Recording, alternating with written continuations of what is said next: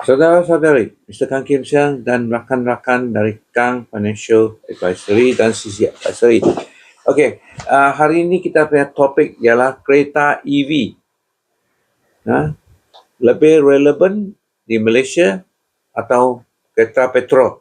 Ya, sekarang kita cerita insentif dari kerajaan EV. Okey, ada beberapa insentif dari kerajaan. Ya, satu 2,500 untuk pemasangan pengecas di rumah, okey, dan cukai dikecualikan dan ada beberapa spare part yang dan servis hanya 1,575 saja dibandingkan dengan petrol. Petrol ada mahal sikit. 5,188 untuk petrol.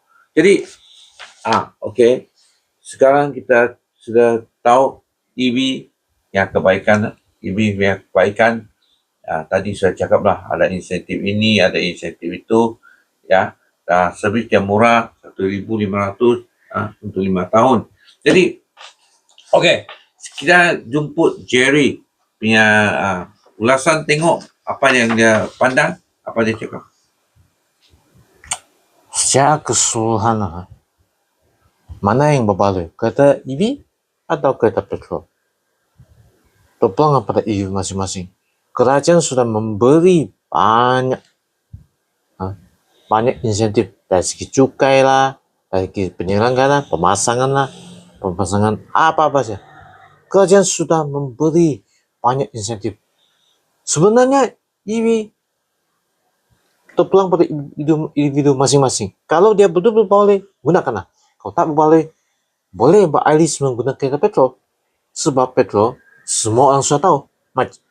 Kos minyak berapa, semua orang sudah tahu. Kos perjalanan macam mana, biarpun mahal, kita semua tahu. Kadang-kadang EV ni, bagi pandangan saya, perjalanan pendek, good. Cuma petrol ni, perjalanan jauh, bagus, lebih baik. Lebih EV. Akhir kata, terpulanglah pada EV masing-masing. Mana saja yang boleh, EV atau petrol? Sekian, terima kasih. Ya, satu lagi EV lebih bersih lah. Bersih dan kos dia murah. Itu saja. Ya, jadi sampai sini saya. Sila like, subscribe dan sokong dan share. Terima kasih.